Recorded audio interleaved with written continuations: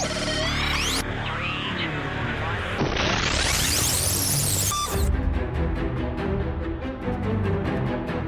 listening to The Starting Zone, a podcast about World of Warcraft and the people who play it.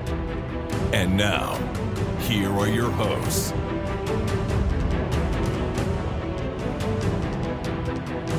Well, hello and welcome to The Starting Zone, the podcast about World of Warcraft and people who play it. Today is April 8th, 2024, and my name is Spencer Downey. Thank you so much for listening and subscribing to the podcast. I am joined today, as always, by my co-host Jason Lucas. Jason, it's a bit of a late in the evening, but we're getting the record in. How are you doing? You hanging in there? Spencer, hello. It's been a long day, but we're here. We are ready to go and to talk some WoW. So, sometimes when we record early, my brain doesn't work too good. We record a little bit late, my brain may also not work too good. So we'll see. We'll see. We haven't hit the sweet spot yet today. Yeah, so. my 90 minutes of my brain working has long passed today. But we're here, and we do have we got some stuff to cover today. So I'm ready to get into it for sure. Good, glad to hear it. First, let's hop into what's been going on this past week in World of Warcraft, because I've been playing a lot of WoW, not live WoW. I did a little bit of live WoW with we had the Easter event kicking off there, where people were diving in to make sure they got all their eggs and all for Noble Garden, all their Noble Garden chocolates. But did you spend time doing that, or what were you into? A little bit. It was a kind of what has become a typical late season 3 week of like single night heroic clear, skip, do the unlock skip to Barak and just make sure that that's done, and then go clear back through and call it a bit of an early night. Attendance is starting to tick back up a little bit, but just interest is still pretty low. So it was fine. I don't really mind doing a maintenance-y kind of one night a week raid, but there's no reason to push it or kind of have like expectations that are just unrealistic. Like people just checked out and we're on the verge of the season roll, so whatever. I did get one keystone in for the week just to kind of, stay limber and, have like a 22 or whatever. Good. I like how you put that. Just stretch, make sure you do your weekly stretching of Mythic Plus. I don't want to pull a hammy when season 4 starts. Exactly. Yeah. I'll tell you what we ended up doing was Blackrook Hold, which was like a little bit of a Legion flashback with Fort Sanguine. Sanguine's not as bad as it used to be, but man, it was not really a cakewalk. Like I didn't have any of my real Mythic Plus pumpers. I don't have any like bad players, but normally I have some like, ace in the hole demon hunter or something that's just doing like a million DPS on big, beefy trash packs. I didn't have that. So it was a little chippy getting through there, but Blackrook Hold is probably the easiest and most forgiving dungeon in terms of the timer and stuff, and the bosses are pretty easy. So, it kind of evened out. I was chipping away a little bit at the Fearlath quests, like the stuff to make the legendary axe, just because we are getting down to the end of the season here, and it's like, well, I should get this done, I guess. I got all the Super Bloom stuff done. So that's good. Like I'll still do my weekly Super Bloom for the box and all the other stuff, but I don't have to have that quest and the items and think about it anymore. So, again, like Fearlath it's not a thing I'm going to be able to use because I only play Prot Spec, but I do kind of want to get it done. I'm just in no hurry. So, just slowly kind of chipping away at that stuff. I did find something that Plunderstorm is more fun than. And that is Noble Garden. Fair enough. Okay. Noble Garden still stinks. I do like the duck themed stuff that they added with the rework. I thought the little quest line and the duck puns, that was pretty good, and the daily to scare the ducks away was not very odious. I did get the flying carpet from the event boss yesterday, so that was cool. But you know what? Like the event is over now as we record this. It ended earlier today, but after reset. So I could have had one more day to go through and do it. But, I did the quest every day on my main except for today. And I ended up with like 130-ish, 150-ish chocolates, which is like half as much as you need to buy anything interesting for me. Yeah. So I didn't even bother doing the quest today. I just gave up. Like I don't have hardly anything from Noble Garden, but man, the gameplay is so dry. It is, and to me, it's the time investment, right? Of like, okay, if it's around for X period of time, and I've been talking about this in a lot of things recently, just because there's so many different iterations of World of Warcraft, and Plunderstorm kind of brought this up for a lot of people, where it's like, if you're someone who has 10 hours a week to play a video game, right? Like tops, that is your top end. Typically, it's somewhere around 6 to 8, but I'm just going to average it out. Like you have like 10 hours a week to play video games. Are you going to want to spend 3 or 4 of those hours collecting eggs? Like, is that really how we're going to spend some of this time? Like, I refused. I refused to do that. It's a real struggle. It's the same thing I was sort of talking about with Plunderstorm, where it's like, okay, this event's around for 6 weeks or however long it's going to be. And we're in a situation where, if you're someone who has 10 hours a week and it takes 40 hours or 35 hours to actually earn all the rewards, like you are looking at people committing at least half of their gaming time that they have for their entire week to trying to earn rewards in Plunderstorm, which is a lot of time. So I do feel like devs around WoW right now need to really look at like, okay, we're offering players a lot to do.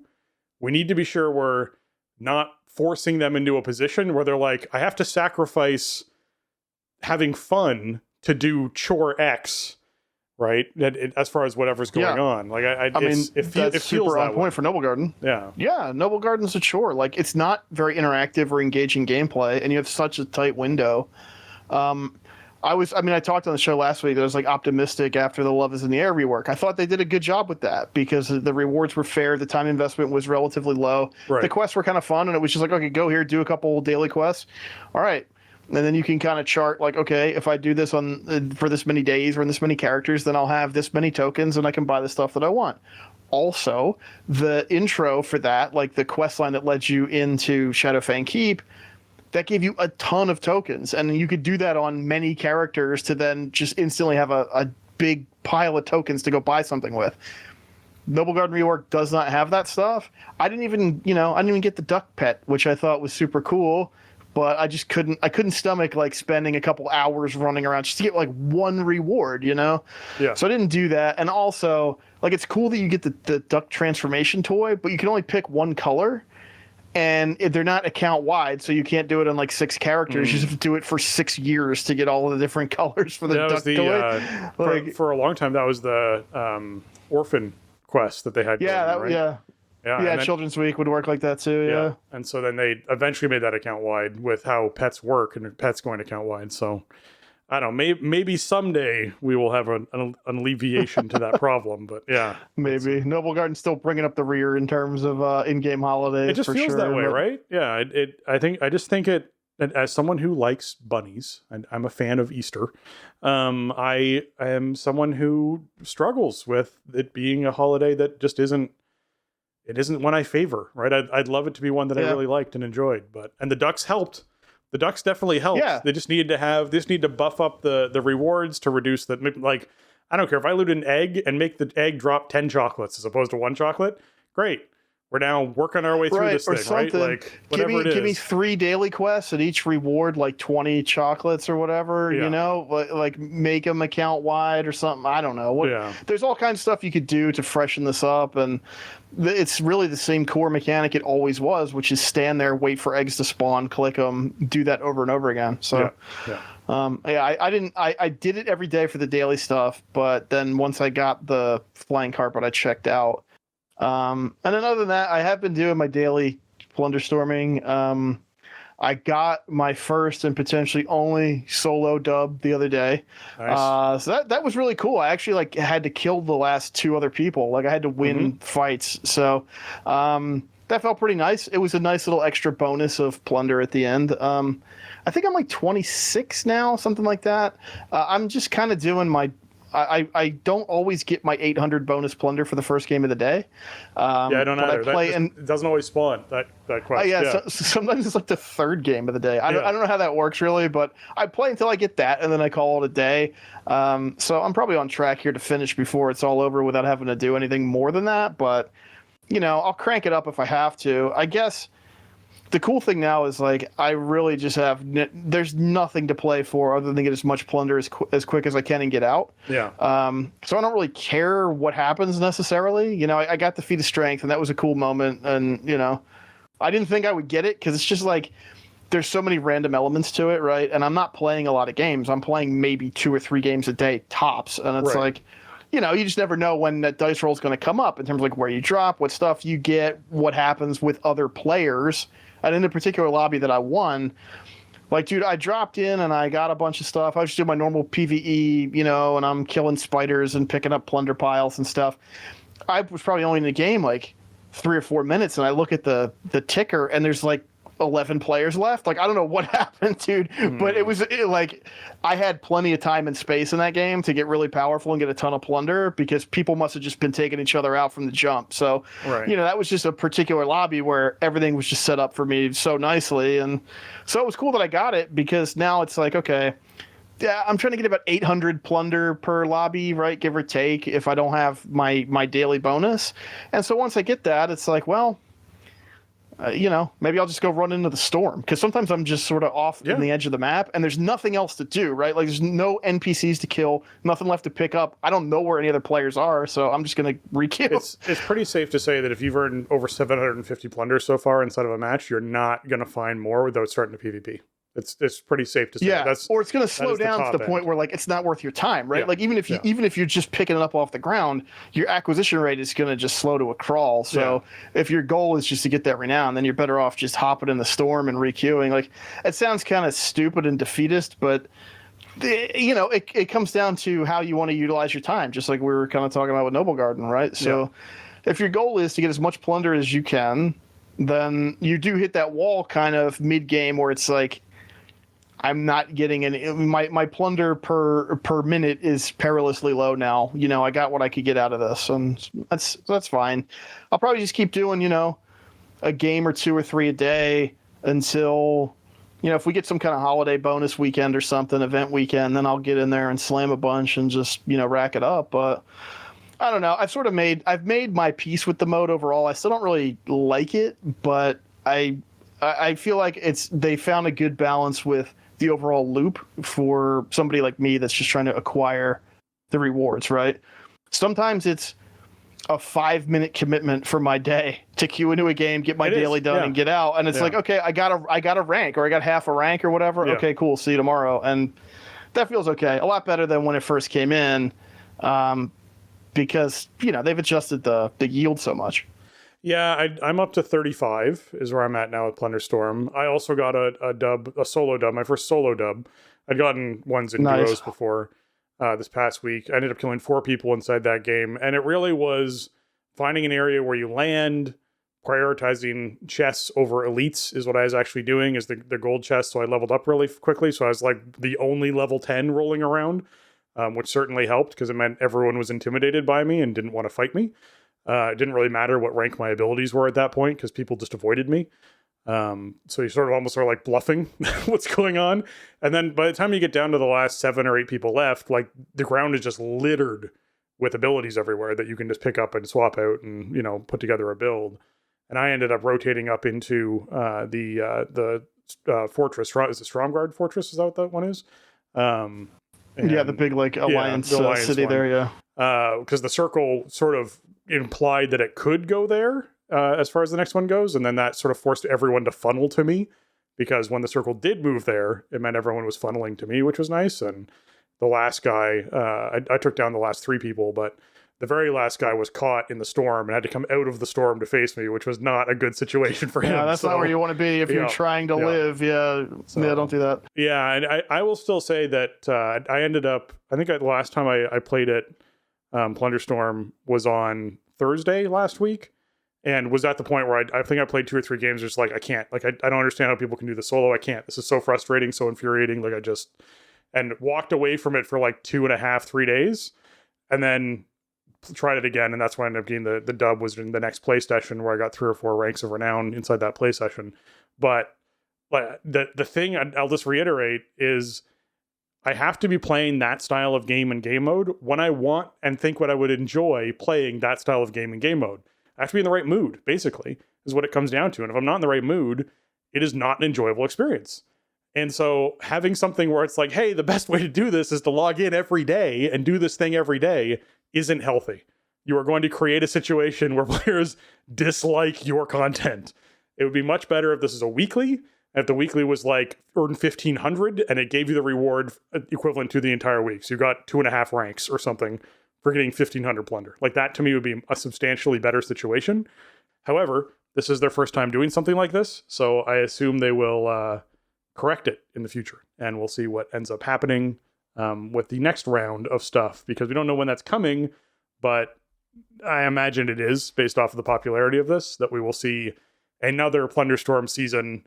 I know we're still talking about Murloc Storm and wanting, Murloc Storm to happen at some point, but we'll see what they choose to do down the line. Either way, I still think Plunderstorm just takes too long to get your renown ranks. It just does, regardless across the board.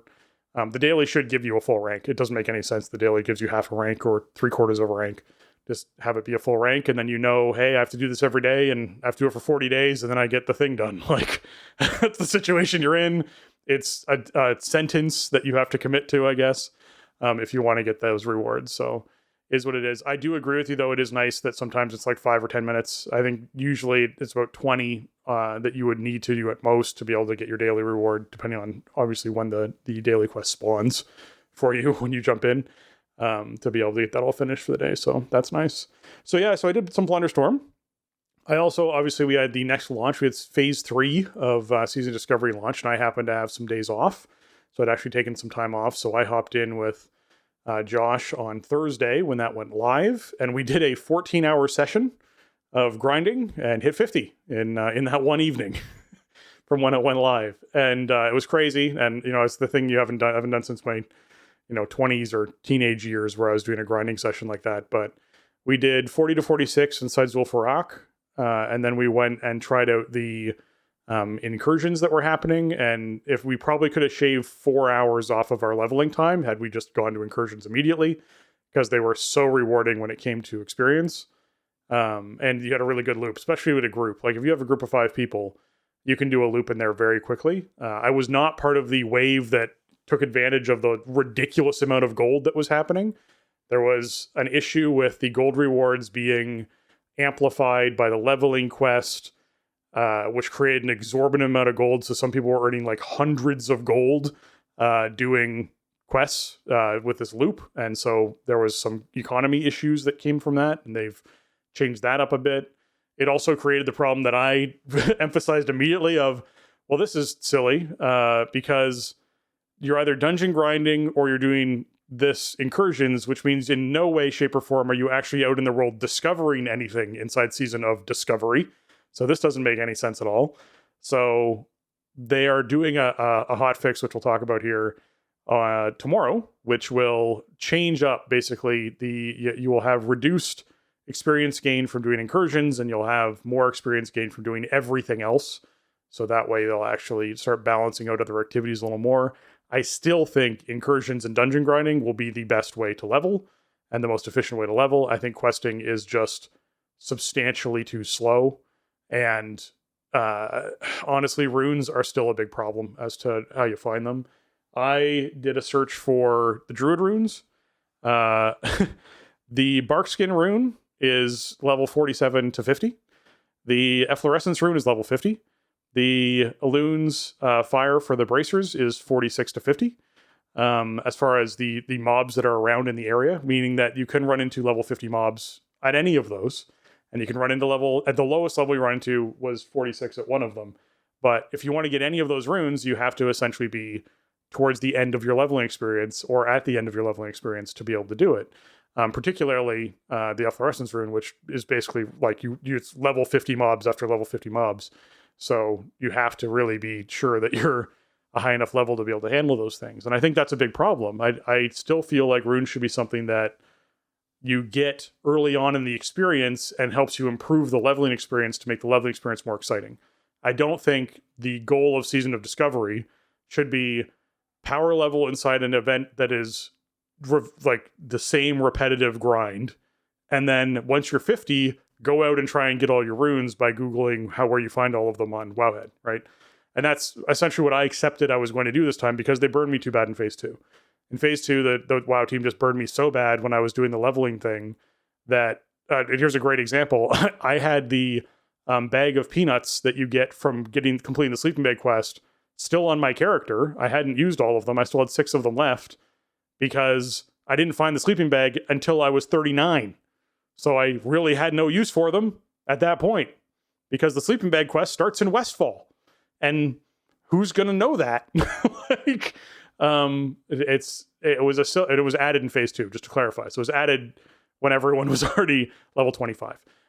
So it's one of those things where they need better breadcrumbs and they need to give stuff to players earlier on so that they can have, like, I would love to have had efflorescence through my dungeon grinding experience or through my leveling experience with a group where I'm healing someone, putting down the green circle, people get to stand in it, get healing from that passively. I can weave in more damage because they're standing in a healing circle. That would have been fun, as opposed to like, nope, I'm doing the same thing I was doing all through Phase 2 until I hit max level and I can change it up. So that to me is something that I feel like they still need to sort of get into and address. I did, however, hop into raid today. So I did Sunken Temple, first 2 bosses. We managed to get those down just before recording the show. And it still feels too high as far as difficulty goes. I think they need to do another big nerf pass on that place, especially to trash, just to make trash easier to kill. And I'm not saying that because trash is hard to kill. I'm saying that because there's a lot of trash. So you should be able to just get through the trash faster. It took us 20 minutes to kill the trash to unlock the first boss. That's how long it took us to do that. And you're like, okay, guys, let's be clear. This shouldn't be a 3-hour raid or a 4-hour raid. That's not what this should be. If you're asking 20 people to get together in Season of Discovery, this offshoot of World of Warcraft, and do this raid needs to be able to be completed in under 2 hours. It needs to be. So I am hoping that with gear and whatnot, we see that, but also that they then put in some nerfs to things. We have a particularly melee-heavy group. The second boss in there, no spoilers, does not favor melee, and so we struggled a lot with the second boss until we finally got it. We were also doing a blind run, so we were learning mechanics as we went. But it was a situation where the bosses just take too long to die. Like you could cut 25% health off of these bosses and they'd still feel appropriate, I think. So hopefully that all gets resolved and sorted, and we can see some nerfs coming in next week to that kind of stuff. But overall, enjoying Season Discovery. I had a good time. I did a bunch of farming I did a bunch of princess runs. I did a bunch of other, stuff with folks just to sort of enjoy that. So I'm enjoying it. I just think there's some tweaks that they could do to really sort of make it a special experience for folks and get them more excited for it. So, yeah, we'll have to wait and see what they choose to do. Yeah, I mean, it's especially tough. Like, I know, and I mean, I think Agrin had something to say to this effect on Twitter. Like, they wanted to aim high because they didn't want people just straight up blowing through it, and they overshot it, and they got to claw it back. And that is the best way to do it because you don't want something to be way too easy because you can never really make it harder. Otherwise, it feels really bad. But it's a level up raid, and it's probably only going to exist for like a month based on what we're seeing from the the speed of stuff coming in SoD. So like, if you can't blow through it, then it's a failure, in my opinion. I don't know. I mean, it sucks because I love the idea of SoD, and they've just completely lost me. I didn't even think about logging in this week, and because I'm 27 or whatever. I never played Phase 2. I mean, the outdoor event stuff to level up and everything, that sounds cool to me, but I don't know, man. I don't know what it would take to get me back in there and putting time into that at this point, because I just feel like with my schedule, like I'll never be able to keep up with it at this point. So it's easier to just ignore it, It's like maybe I could level up, but then I'd have to figure out a way to find people to do Sunken Temple raid with, which I may or may not be able to do. And then by the time I could get in there, it would be over. So, why even bother? Just start the whole cycle again, then go into 60 and everything. So I don't know. I wish I had time to do it or the motivation to do it or find time to do it or whatever, but I just don't. And maybe once the level is capped and maybe stuff settles a little bit more, then it'll be time. But I mean, it wasn't even a remote possibility for me this week. They need catch-ups. They really do. They need to just slather ketchup all over this thing, to be honest. It's a situation where you have 2 months per phase. I had done over 40 Scarlet Monastery runs spread out between cathedrals and graveyards and armories, and I had not received my books yet at that point. I started doing leveling when we were first doing the start for leveling. We did Scarlet Monastery, I think 4 times or 5 times, and then we went over to ZF and started doing ZF. And in those runs, I happened to get one of the books. And the guys were like, how did you not have that book yet? I'm like, my character's been parked here for weeks because I just log in and do Scarlet Monastery to try and get the books. I ended up getting 2 of the books out of those runs. I still needed the 3rd book, which was the Revive book, the one that lets druids resurrect people. And still didn't have that. Managed to level all the way up to 50. Came back at level 50 and stealthed to the back of Graveyard and killed Thanos over and over again until I got the Revive book.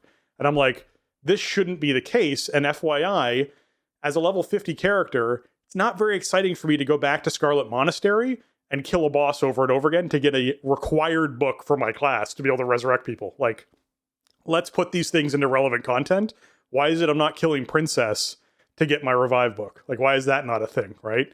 Let's move all this stuff forward. If you're going to be pushing players through the season stuff like this, start moving runes and everything forward into further content or off a vendor, like I said, because people inside Jason's situation aren't going to want to start from the beginning, level all the way up to full, go all the way back to the beginning, find all the runes that they missed along the way, and then, like, that's not going to be a thing, right? And you're going to see them go, all right, this is the best route. You do incursions all the way up to max level, and then you go back and find all your runes. You shouldn't want players to do that. And I feel like that is the direction they're pushing things by not adding more catch-up mechanics to it. And I know there's going to be people out there who are like, hey, you know what? The leveling experience along the way, the journey is part of it. It's a 2-month experience, and players are going to want to play with their friends. Their friends are going to be max level, and they're going to be doing stuff. Unless their friends are leveling with them, they're going to want to get to max level because they're going to want to be able to do content, but play games with their friends. So Season of Discovery isn't the place to go, let's just make sure players can take it as easy as possible and to level at any pace they want. This should be something where you have lots of aggressive catch-up mechanics to help players feel like they can get relevant as fast as possible and get into content as fast as possible. The one thing Incursions does really well, the Reputation has tier sets on it, and the sets that you buy off of it are almost as good as the ones that you get at level 40 from doing Nomergon. So you actually get, they're level 50 items.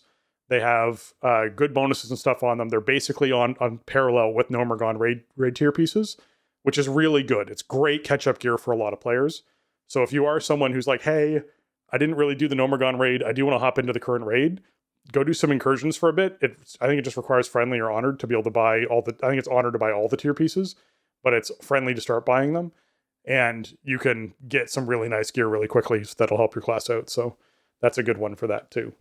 All right, we've chatted a bunch here at the top of the show. Let's hop into what's going on this week in World of Warcraft.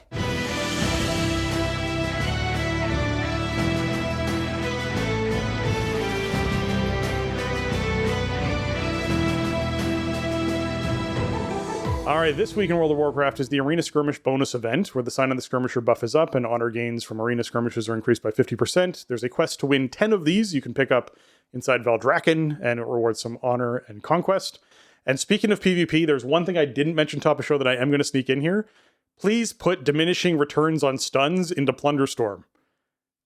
It is dumb that you can get hit by the tornado stun over and over and over again and permanently stunned until you die in it. That can happen.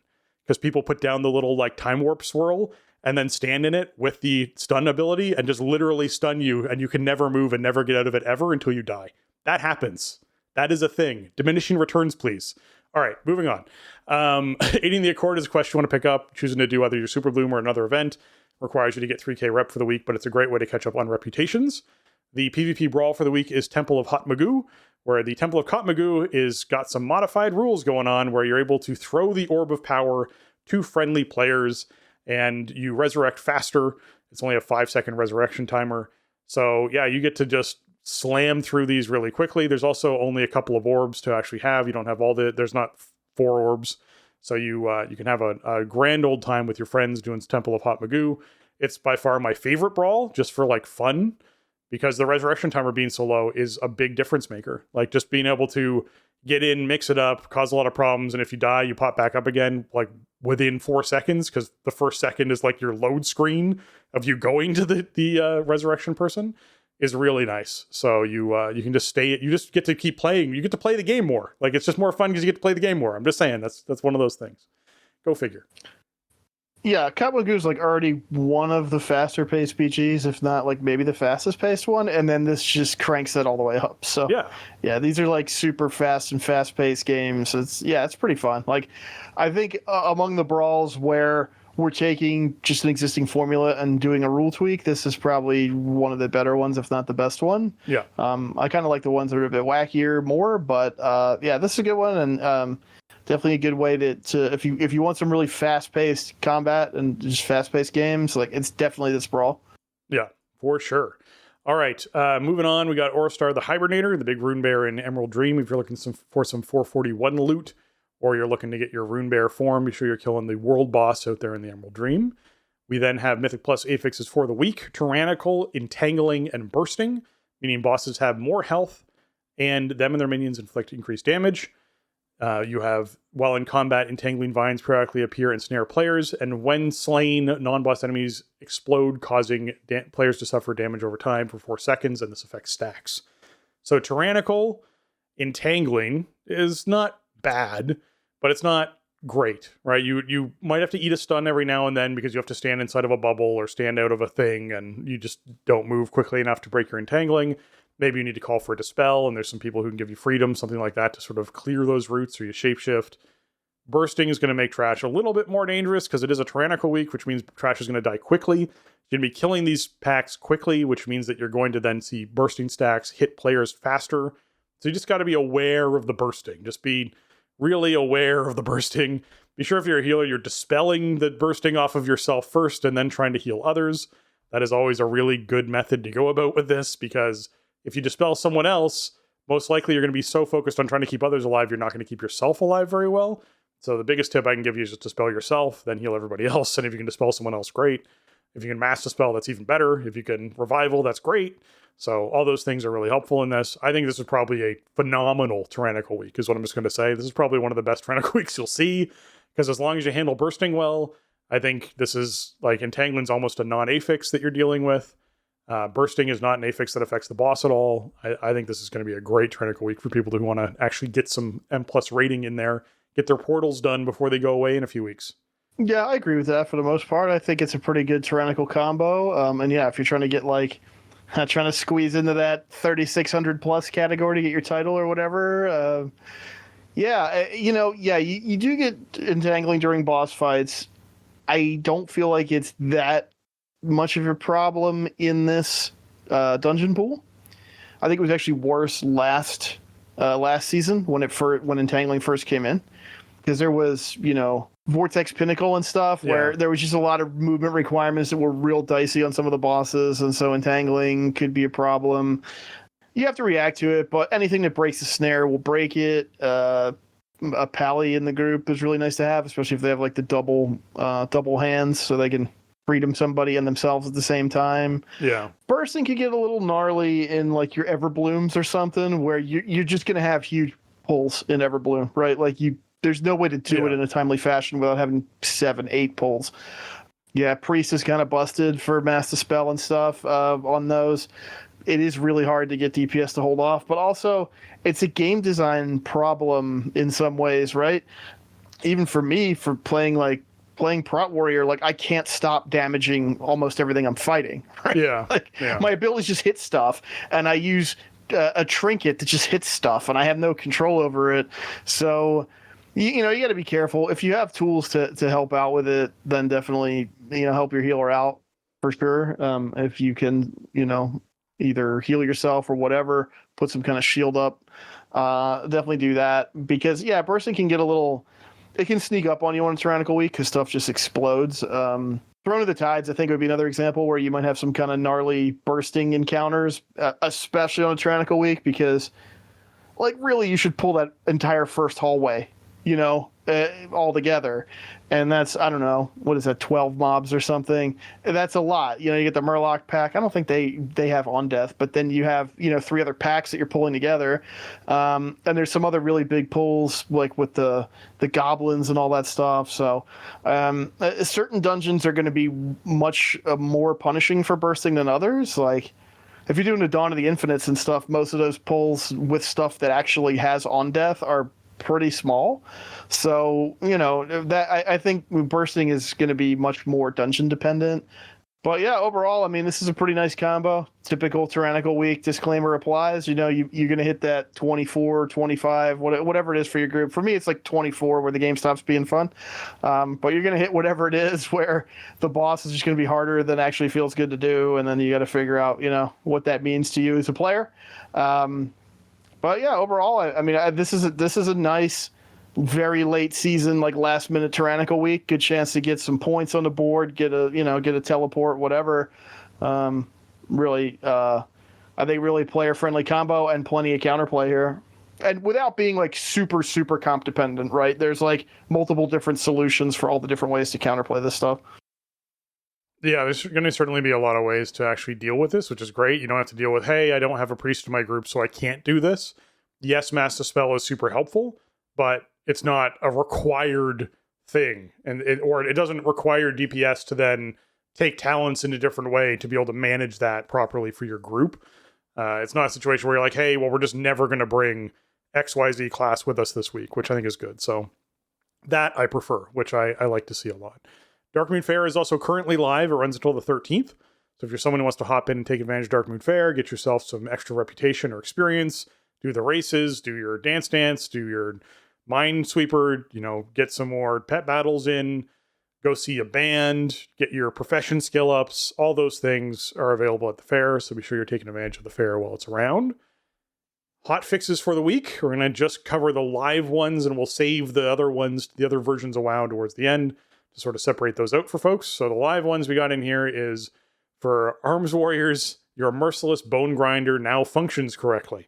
I mean, if you're missing pieces of your Merciless Bone Grinder, it's just not going to work properly, right? You got to have everything together to make it work. I went to the doc and I was like, Doc, my Merciless Bone Grinder just isn't functioning correctly. Yep. And I did an MRI and this is such a funny hotfix note because I don't know what it was doing before. Yeah. I think that this is the thing that it's the thing that modifies at Bladestorm. So after you Bladestorm, then other stuff does more damage in a window. I don't play arms, so please be gentle. Like I haven't even spec'd arms one time in probably 2 or 3 expansions now. But that is what I believe Merciless Bone Grinder does. So I don't know what it was doing wrong. I don't know if it just like wasn't giving you the bonus or if it was giving you too much bonus. But either way, you can now confidently bone grind mercilessly. It might have just been grinding the bones too finely. The powder just wasn't coarse enough. Like it could have been. Who knows? I guess that would mean you wouldn't get enough of a buff, right? Yeah, like could have been. Maybe the duration was correct, but the effect wasn't. I don't know. Who knows? Yeah. Anyway, it should be working now. Yep, should be. They gave us no other context. Thanks. Exactly. The following adjustments have been made to Water's Beating Heart Trinket. When not equipped with Water's Beating Heart dispels a player affected by Primal Wellspring Water, the buff will now correctly apply to the debuff player. Oh my goodness, wow, that was a hard one. When an ally not equipped with it dispels a player who has the Wellspring Water buff, it will now correctly apply to the debuff player. Oof. Okay, so that just wasn't working properly. It's fixed. I wonder why that wasn't working properly. Now let's be clear here. Merciless Bone Grinder now functions correctly. That's all we get. Wellspring Water thing gets this huge explanation. I don't know. Anyways. I feel like they both end up in the same effect where I just go. It wasn't working? Okay. Now it's working. All right, good. Perfect.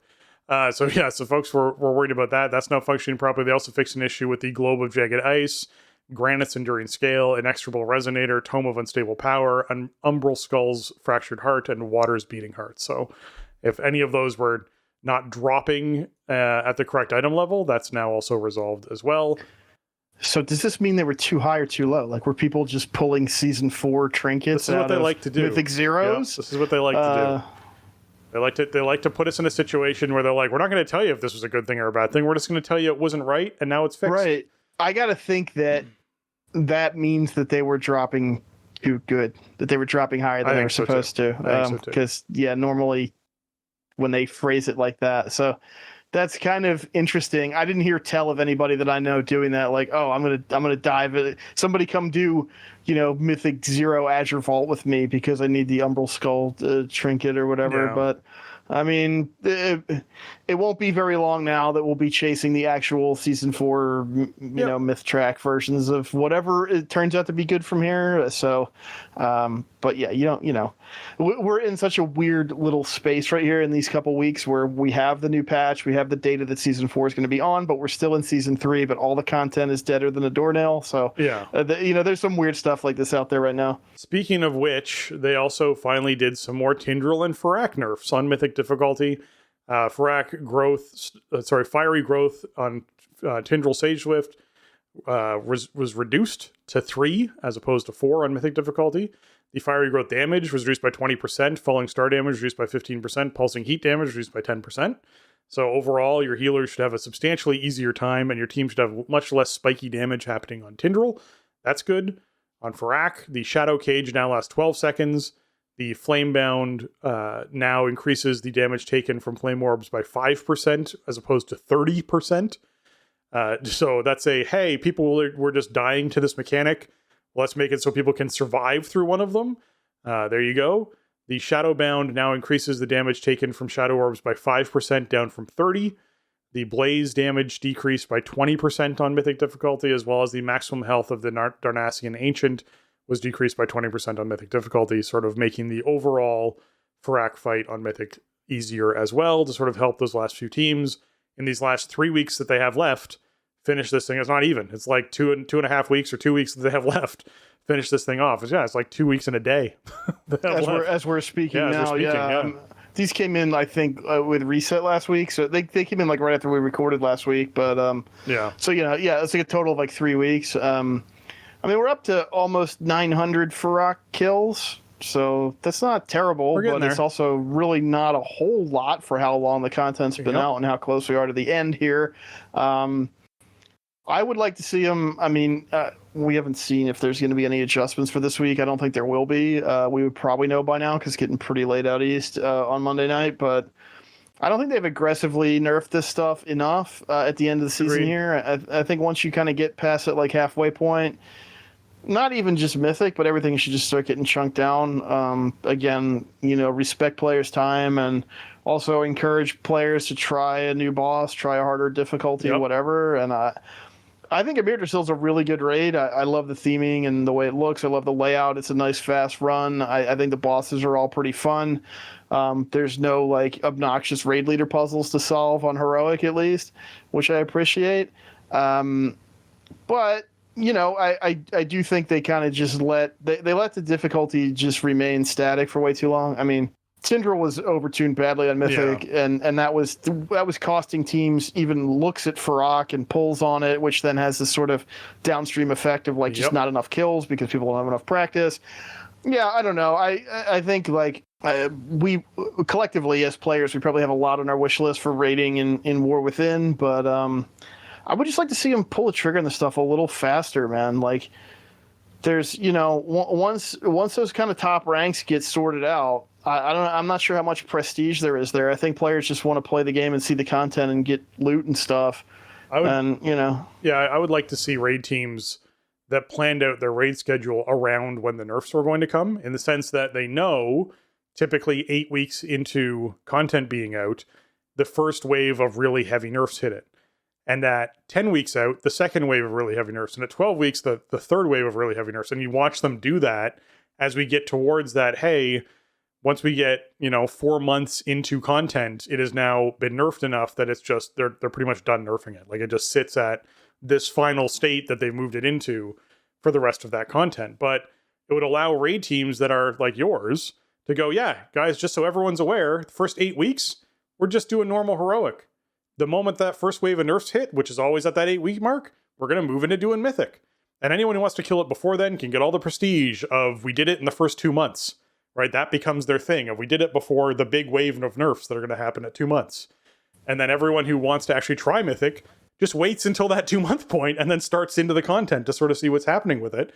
Because every couple of weeks, there's another big pass of nerfs to allow more teams to see that content and get through it. Because like, honestly, what is the harm? Like, who are you harming when you're choosing to do this, really, right? Like, right. That's what I can't figure out, and I would like to see this shift kind of happen and come in earlier for all these reasons that you're laying out. Like, I don't think it harms anybody, really. I mean, like, it might harm.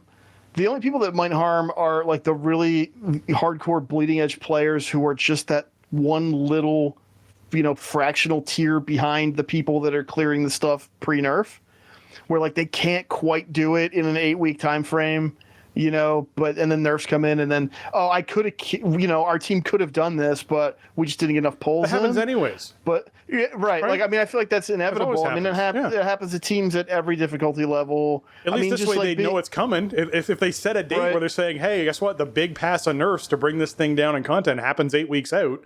At least you know it's coming. Like, at least okay, 8 weeks out, this is our timeline. If we want to kill it before the nerf, we have this period of time, as opposed to being in a situation that we're most likely in most of the time is on Thursday we find out the big nerfs are coming Tuesday, and you got 1 or 2 raids left. Right. If you're one of those teams to sort of figure that thing out, like it's where you're at. No, yeah, I mean, I definitely agree with your point. Like, I just think it just ends up being unnecessarily punishing. You want to encourage players to tackle the content and stuff, and I feel like, I mean, listen, I have no numbers, I have no insight into what happens, like on the business end of the game, but like, I feel like Season 3 was received really well, and Irmidorso was received very well, and had just like the most dramatic, like whiplash-inducing brain drain of any tier I've ever seen. Right. I think anybody would tell you that it's a good raid. Like, your average player would be like, yeah, I like the raid. Oh, I haven't done it in 2 months, but I like it. You know what I mean? It's just I know, like, for our team, there was sort of this inflection point where just all of a sudden everybody disappeared, and we still had potential for prog and for some nice rewards to go out and stuff. We had just progged on a boss that drops a trinket that everybody likes and stuff like that, and just some switch flipped, and it was just time to be done. Yeah. And I feel like more aggressive nerfs could probably help with that, and just encourage people to log in the next week and give it another try. I think that really adds up over the course of an entire tier. If you know what their schedule, in the sense of, like, if you know that the first wave of nerfs is planned 8 weeks out, and that you're going to get more nerfs 2 weeks after that and 2 weeks after that, it gives players a carrot who are struggling, right? They go, all right, we're not going to try Mythic until we see the first big wave of nerfs. That's going to be 8 weeks, so everyone sort of has an idea of what we're going to be doing for the first 8 weeks. Once they've done that first big nerf, you get in there, you start doing content, you start learning stuff, you're seeing stuff, you hit that first wall. Players are like, oh, this is a bit much. You probably spend the second week that's out doing that wall. The third week it gets nerfed again. That's the 2-week period afterwards. We then see the next nerf wave. And you go, oh, okay, well, now we can kind of get through this, and that made that easier, and this is a bit easier to get through. So you can be able to push a little farther into it. That's sort of what I'm talking about, of having this, like, carrot that keeps players checking the content and wanting to do the content, because it's updated frequently enough and nerfed frequently enough that you see players go, okay, we're struggling right now, but don't worry, guys, there's hope, right? Hope is coming with this. Because right now it's like, I just picture like Anduin days where we're like, I hope something gets changed soon, man. Like, I don't know what they're doing. They just nerfed it 6 times. It's still really hard. Like, hopefully something changes soon.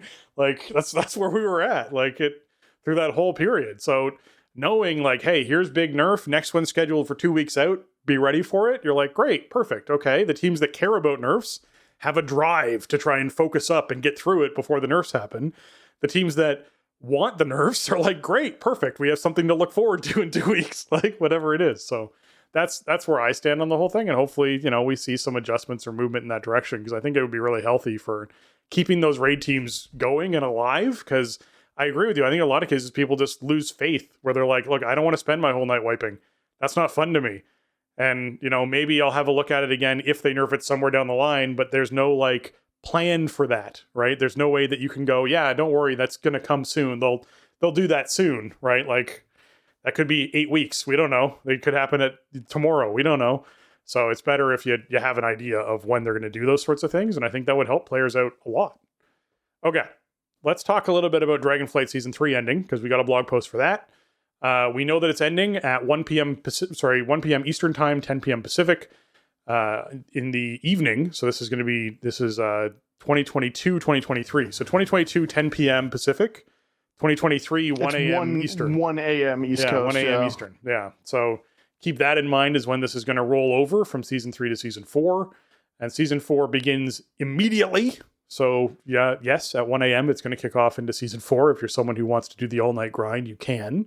Or maybe if you're, I guess, EU well, no, it won't start until it after maintenance. It's going to be after maintenance. Yeah, there's no way. They say season 4 begins immediately following on April 23rd. So yeah. Presumably it could be maintenance during that window. I wouldn't expect to be grabbing any new stuff overnight on Monday night. But maybe. But the idea is that like there's not going to be the limbo week, pre postseason, ramp up week or 2 weeks or whatever. We're rolling straight from season cutoffs Monday, NA, season roll, Tuesday reset or what have you, or maybe just calendar. But either way, we got 2 weeks left. Is the idea at this point? Yep. And so we'll have the season end. Obviously, the 0.01% of people who qualified are going to be getting their Mythic Plus rating for Dreaming Hero for the Dragonflight achievement. That'll get in there. The Dreaming Hero title and achievement is only going to be awarded like a few weeks afterwards. So don't change your faction because that always screws shit up. So don't do that. It's no good. Be sure that you are staying your current class so that you can actually be sure that you get your title that you've earned. All of the Mythic Plus achievements are going to still be able to be earned when Season 4 begins. The seasonal rewards going away with the start of Season 4 are ahead of the curve for Farak. The Cutting Edge, the Hall of Fame, all those for Farak are all going away. Dragonflight Keystone Explorer for Season 3, Dragonflight Keystone Conqueror, Master, Hero, all going away for Season 3. The Dragonflight Season 3 Master and Hero dungeon rewards as well. So all those going away as well. So yeah, just expect all the things attached to Season 3 to go away in any of their titles. If you have any kind of achievement that's attached with Season 3, it's going away. So just expect that. With PvP, the season's end, it will no longer be possible for you to earn the titles and rewards and everything associated with Season 3. The PvP rewards going away with Season 4 are the combatant rewards. Those are all going away. They're all attached again to Season 3, so it's very obvious that they'd be going away. All the way down through Duelist and Gladiator and the Verdant Gladiator and Elite and Legend and Verdant Legend. Those are all those things that are attached to Season 3 are going away with the launch of Season 4. So yeah, just be ready in 2 weeks to see those sorts of things go away. If anything, any achievement that says Season 3, it's gone. It ends then. So expect that along with the Head of the Curve, Cutting Edge, and Hall of Fame stuff. So yes, be sure you're getting your rating in and your rewards in and all that kind of stuff that you want to do before the 22nd hits. All right. Yeah, probably Ahead of the Curve is the biggest thing here for most players, I think. I think that's the thing that like your most middle of the road player probably is shooting for. Like the widest part of the bell curve that's kind of the capper for the season. So keep that in mind. And also, of course, like full dungeon rotation. So if you want any portals, this is your last couple weeks to get them for time plus 20s, because none of them will be in the Season 4 pool. There was some overlap at the end of Shadowlands, right, where Tazavesh was in Season 3 and 4, so you had kind of a little extended window there to get them. Not the case this time. So if there's any that you want or you don't have, that that's a thing to definitely get on your radar. I think 20s are as easy as this season as they've been. So if you are missing them or you don't even have any of them yet, you could probably still knock them out. And then of course for the people that are pushing rating for the end of season titles for PvE and PvP, like that's a pretty rarefied air. I'm nowhere close to that myself, and I won't be doing that, but. I'm glad they gave us plenty of notice here. I feel like 3 weeks is a lot of notice for this. Season 3 is pretty short overall because it started in mid-November, right? So it's only like a 5-month season. But I mean, it was a nice heads up last week to be like, hey, you have like a couple resets left, so make sure you do all of this stuff if you care about it. Yeah, the Tyrannical and Fortified rotations is the nice thing, right? You get 2 Tyrannicals and 2 Fortifieds if you were paying attention to this last week, which is a good way to go about it to give players enough time to try and get the ratings they want, get the portals, that kind of thing. So, yeah, that's great. Season 4 crafted items were not maxing out at the right item level. So this is on PTR. People were crafting up items with their professions, and they were capping out at 522, which is Mythic Track 2, as far as the stage goes. They're supposed to cap out at Mythic Track 3, which is 525. That has been fixed. So expect that to go live that way. They're supposed to be 525. They will be 525. So that's been resolved. So that's a good thing people caught, so that it wasn't something that had to get adjusted later and could cause more problems. Good job giving feedback on PTR and mentioning it, because that's a problem. So resolved. Yeah, this was shaping up to be a real bummer, but I think it was just PTR weirdness that probably they were going to catch one way or the other. But Hopefully. It did set off like a minor shockwave, because it's just enough of a cutoff where it's like, okay, are the embellishments even worth it at this point then, if you have access to Myth 4 gear, right? Is an embellished Myth 2 piece worth it over a Myth 4 piece without an embellishment on it that you get from a dungeon drop or whatever, a vault reward basically, or a mythic raid drop? And the answer was looking like no in a lot of cases. And with the profession rework and the amount of, effort that players have put into professions, it would have been a real bummer if the design decision was like, no, crafted gear actually just straight up sucks in Season 4 and you shouldn't use it. Like, yes, that would have felt really bad. It'd be a big reversal from what we've seen so far. So yeah. Because in Season 1 and 2, it was pretty much equivalent to top-end gear if you put all the work in, and that was great. But it was a little too powerful for their liking, and WoW's always been a little gun-shy with letting crafted gear be really good. So they dialed it back a little bit in Season 3, and then you kind of see a lot of people are just going to run an embellishment on, like, cloak and bracers, just, like, low item-level budget slots, just to get the effect, and you're not really missing out on too much if you're just, using those equipment slots.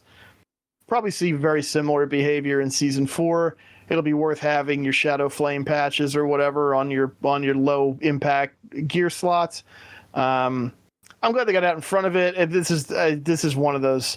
I think this is one of those PTR tea kettle tempest type situations, but maybe not. I mean, maybe it was seriously off their radar, and they were like, "Oh yeah, we got to fix that." So. If you're familiar with the way crafting works in Season 3, it should be very similar in Season 4 in terms of power level, priority, and acquisition in terms of like how you get it to that max upgrade track and everything like that. So the idea is to keep it pretty similar to Season 3. Exactly. All right, we're going to shift gears. We're shifting into Season of Discovery, so everyone's aware of what's happening as far as the show goes. There was a post that went out from Agrin that we mentioned top of the show about adjusting experience gain inside of Season of Discovery for people who are leveling up and catching up. And it's a great blog post if you want to read through the whole thing. The parts I want to highlight is that they've been watching everyone having a blast, enjoying themselves in Nightmare Incursions over the past few days.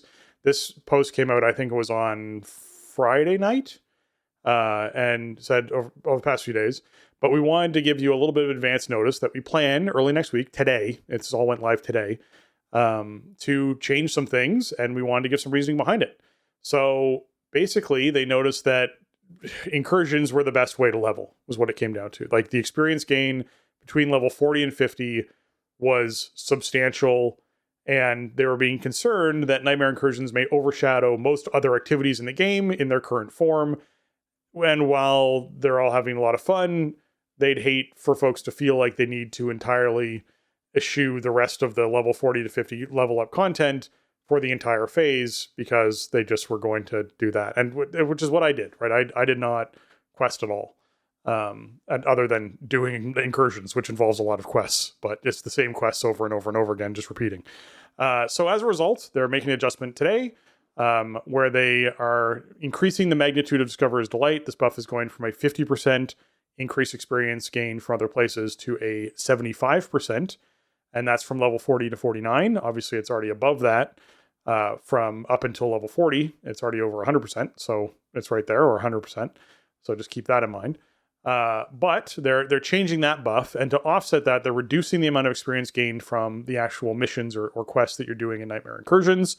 And so they're trying to balance those things out. So my assumption is they're probably cutting the experience gain from Nightmare Incursions by like 30% or, something around there to try and bring it down low enough that then the 75% buff that you're gaining from your experiences, which is 25% higher than you were earning, still brings them a little bit more in line with everything else as to what they're trying to do.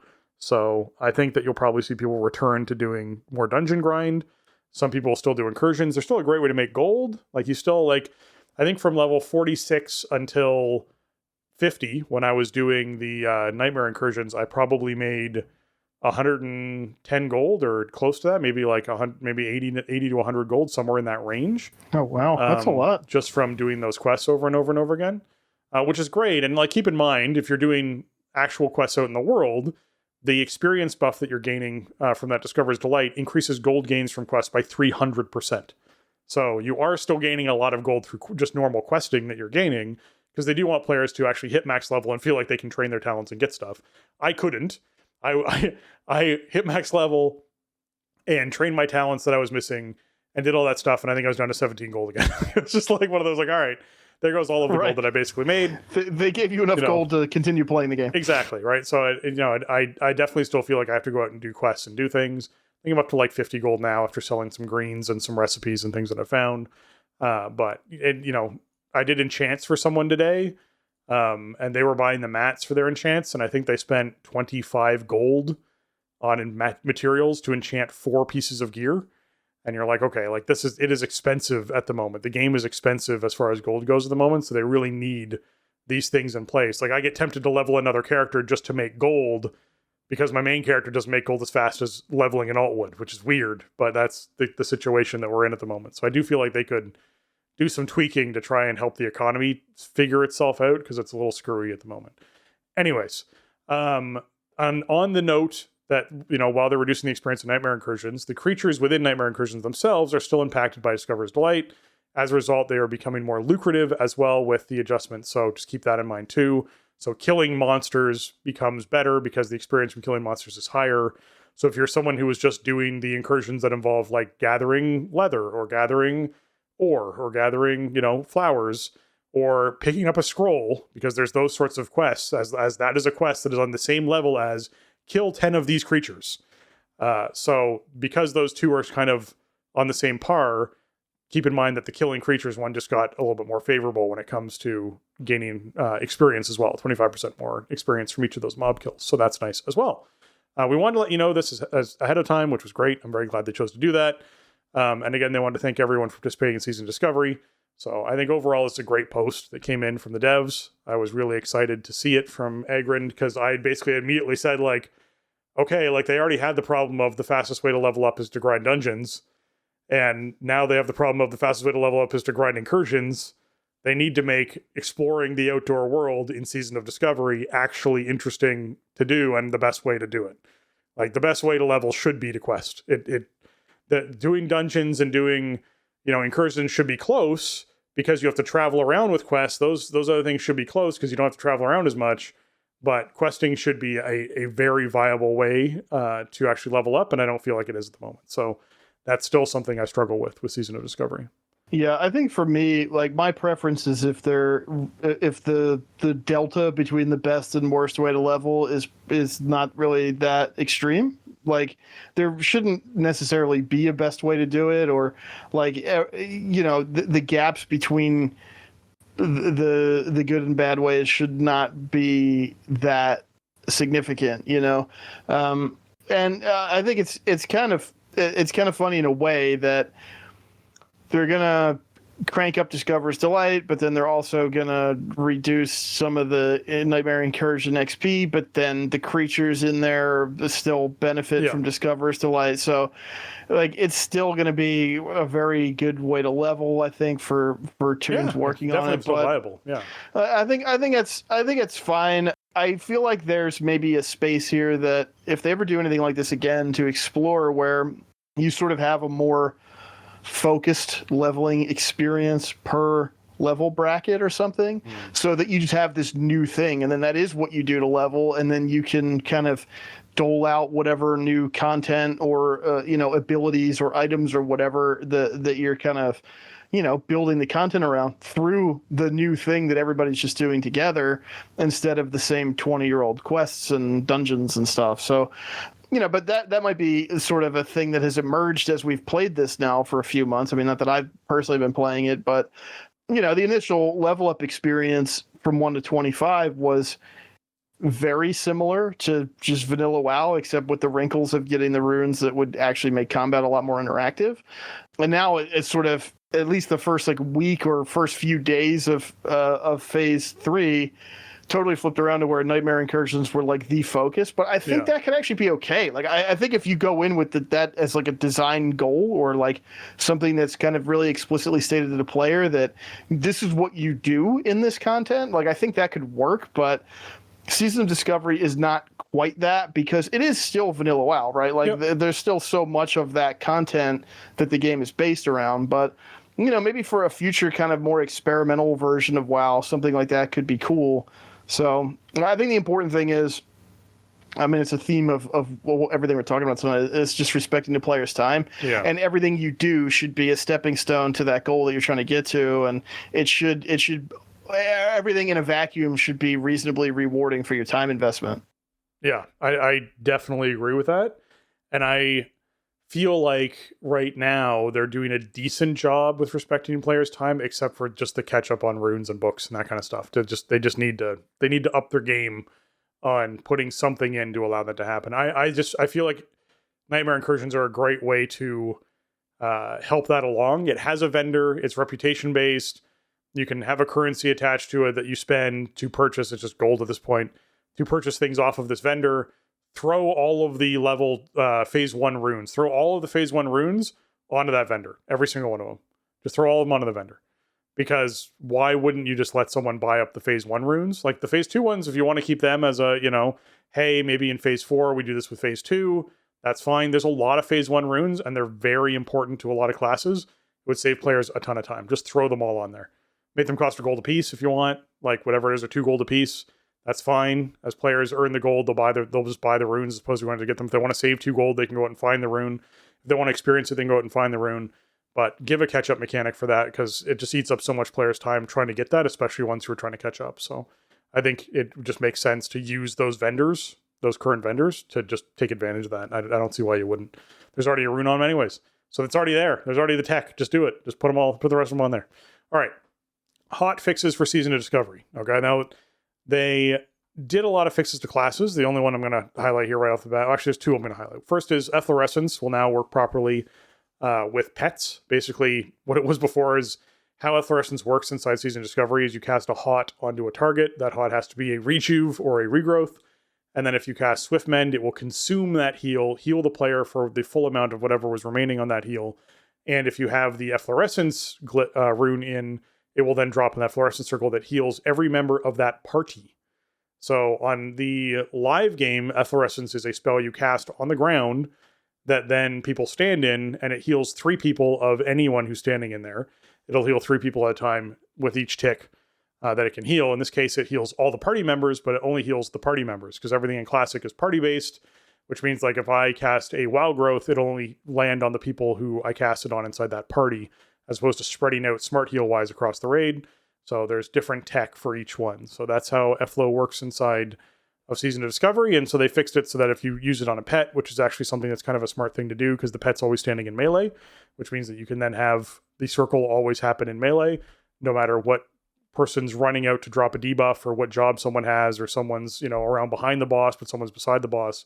You get the circle consistently on top of the same place, which helps people sort of hold a position. So that's a neat little trick that they've now fixed for Druid players that are out there. The other thing was for Hunter that I want to mention, where they fixed an issue where the Frenzy tooltip on the Master Hunter now correctly shows 6% instead of the incorrect 40%. This effect has no actual, relevance on the damage done by the pet.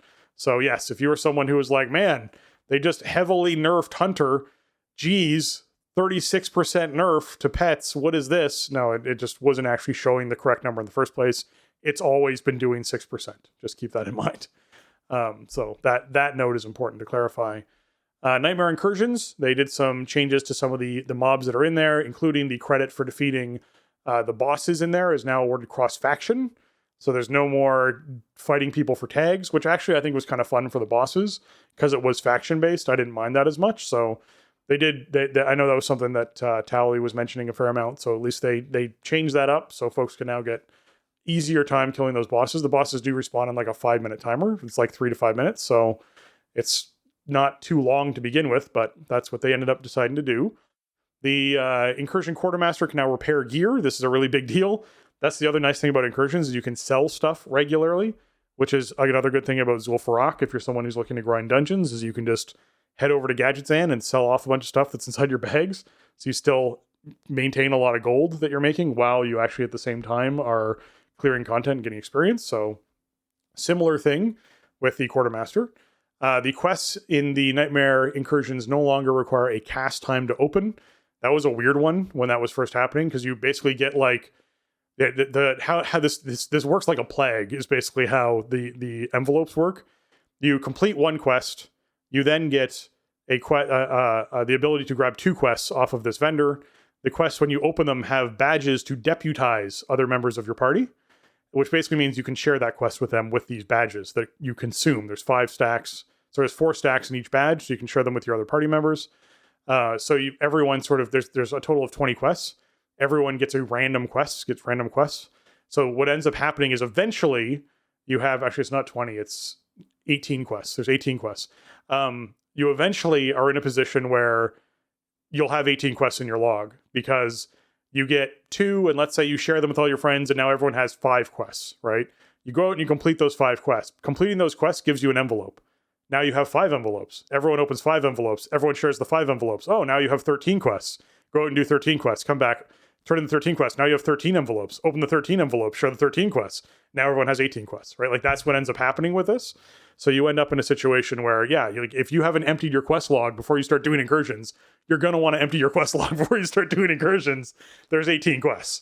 So you'll be picking up a lot of them and working your way through it. So it's nice when there isn't a cast time, because it just speeds the process up. This should feel like really what we ended up doing, because we discovered that in order to get credit for the escort quests, you just have to be standing at the bottom of the ramp where the escort quest finishes when someone brings the escort quest there. You don't have to do the escort quest yourself. You can just, if you don't find the NPC, be at the bottom of the ramp. So our group would pick up all of our envelopes, go to the bottom of that ramp, open the envelopes. Whoever had the escort quest would share them immediately with the rest of the group. And then we'd sort of like share everything and plan everything out at the bottom of the ramp. And by the time we left to go and do the quests, all the escorts had been completed because other people had walked them in. So like you could sort of like min-max, but it felt really fun, kind of efficient to sort of do things. So I dug the incursions when we were doing them. Compared to like just running ZF over and over again, I really dug the incursions as to what we were doing once we got going on them. So they're great. I'm glad that they did some more improvements to them here with removing that cast time on things. They also made some of the mobs a little bit easier to kill and do a little bit less damage. And they reduced the plague shot damage from the satyrs, which was a very noticeable thing. And they increased the cast time on it, so people aren't just melting as much as they were before. So good to see that. All right, Sunken Temple. All right, this is the one we mentioned earlier. There have been significant adjustments made to the trash and boss health. Developers say, when developing and tuning Sunken Temple raid encounters, we had concerns player power going into phase 3, so we had concerns about it. So we aimed high when tuning health, and we feel we aimed too high and have recently deployed a hotfix that lowers the health of all enemies and bosses within Sunken Temple to ensure this content remains accessible to players. We'll be watching progress closely and making additional adjustments as needed in the coming days. If this is where it feels like nerfed, what I was in there tonight doing, it needs more nerfs. It just does. Period. Like, it just does. We killed 2 bosses in 2 hours of spending time in there. That's not good. If you're considering, okay, this is 20 people. We had to pug 5 of those people. Next week, obviously, we might have to pug less. Maybe. I don't know. We'll have to see who actually sticks with it and gets to 50 and is able to do it. But when you're doing 20-man organized content, this content has to be enjoyable, go smoothly. And guess what? We're already 1 lockout down. There's now 7 left. That's where we're at. So, hey, let us clear this content a bunch of times. Please nerf the shit out of it so that we can actually get in there and clear this stuff regularly and have a good time doing it, and do it with 1 raid night a week, because that's really what people have time to do, right? People don't have time to be inside this raid 2 to 3 nights a week. They just don't. So let's make sure this can be cleared in like a 2.5 hour period every week. Well, I think the big distinction here again is that this is a level up raid. This is not end-game content. This is here for a good time, not for a long time. This is not MC40. This is not a thing that's going to be out for months, right? Like, it's not going to be relevant for months. So if players aren't knocking it over on their way up through the leveling process, then, yeah, they got to adjust to that. I mean, obviously they know that, but, it sounds like that probably won't be the last round. I mean, that was the thing that I think, to me, put Phase 1 so over the top, was going into BFD, and it was just so fun. You know, it was just like such a simple raid, but it was cool, like very thematically well realized and fun to do. You do it in 45 minutes. You cleared it in the very first week. Like, it felt great. Yeah. Right. Yeah. And I mean, I think when you have the concept of the level up raid and the sort of like tiered leveling experience, I think that's really important. So hopefully we see some more changes come in. Now, granted, like player power and stuff and just familiarity with the fights is also going to, lower that difficulty curve a bit, but also it should just be more accessible. Especially, I mean, I feel like Phase 2 wasn't even 2 whole months, was it? Like, I mean, they're just zipping through this stuff. So, yeah, the raids have to be there to be farmed, not to present some kind of high difficulty barrier. We could do that in Phase 4 or 5 or whatever they end up doing at max level, but not right now. Yeah. All right, folks, that's going to bring us to the end of the show. So I'd like to take a moment to thank our patrons. They contribute a ton to our show and help us to improve on the content we create. Giving a special shout out today to Alianis, Arajian, James, Kapawi, Max, Pinky, Shorel, and Rager. Thank you so much for what you give, and to all of our patrons, thank you for what you give towards our show. Helps keep us on the air and keep us going. I am looking forward to making more content and keeping the show going for a lot longer, and you help make that happen. So thank you so much. Big shout out to our newest patrons, Alex S. and Bean. Thank you so much for hopping in and supporting the show. I love that we're still getting new patrons. Welcome aboard. Be sure you're finding your way over to the Discord, having some conversation there. And thank you so much for all that you will contribute. You can find our Patreon over at patreon.com/thestartingzone if you're looking to hop in and support the show. Absolutely. Thank you, patrons, past and present, for supporting the show and helping make it happen. I mean, we're here. It's past 10:30 p.m. on a Monday night Eastern time as we're finishing up this episode, but we wanted to make sure we got it recorded and on the feed today. So, patrons are a big reason that it's possible for these episodes to happen and for the archive to stay online and all that stuff. Yeah. Get the bills paid for the show. We really appreciate you. The help means a lot, and it keeps us going. So thank you. Yeah. All right. If you folks have enjoyed this episode, you consider heading over to your iTunes, your Apple Podcasts, and leave us a 5-star review. Those reviews really help the show, and we love reading them here live. We haven't had one in a little bit, so if you write in a review, we'll be sure to get to it next week or the week after, whenever you happen to write it in and we get it. But yeah, they help boost us up those charts, so let's keep those 5 stars coming. We certainly enjoy them. Please and thank you. All right, that wraps up episode 626 of The Starting Zone. If you want to check out show notes for this episode or leave us a comment on the show, you can head on over to thestartingzone.com, the official website for the Starting Zone podcast. You can also contact us and leave your feedback or ask a question via email at thestartingzone@gmail.com, or reach out to us on Twitter at thestartingzone, or you can join our Discord server, like I mentioned earlier, thestartingzone.com/discord, and you just click on the link there, and that'll pop you into our Discord server. And if you want to get your hands on some TSC gear, you can find that over at TeePublic. That's teepublic.com/stores/thestartingzone, and you get all the shirts and mugs and sticker designs that are over there. And Jason, where can folks find you on the internet? Best place to find me is always over on Twitter. You can find me over there at Shieldwald. You can also find me over on Blue Sky at JLucas if you are over on there. And you can find the video channels at twitch.tv/Shieldwald and youtube.com/Shieldwald. They've been dormant for a little while now, but we'll be back pretty soon, I think. I think we're gonna have some. We know we got a date for season 4. Maybe I got to do raid achievements, so maybe I'll push that to stream. Why not? So we'll probably be doing that the next couple weeks. Tuesdays will be, Tuesdays, Wednesdays, Sundays are usual streams for that once we're back on a regular schedule. So come say hi over there as well. Nice. If you're trying to find me, you can find me on Twitter at Spencer_Downey, over on Blue Sky at SpencerHD, twitch.tv/SpencerHD, youtube.com/@SpencerHD. And with that, for Jason and myself, we want to say thanks for listening, and jobs done.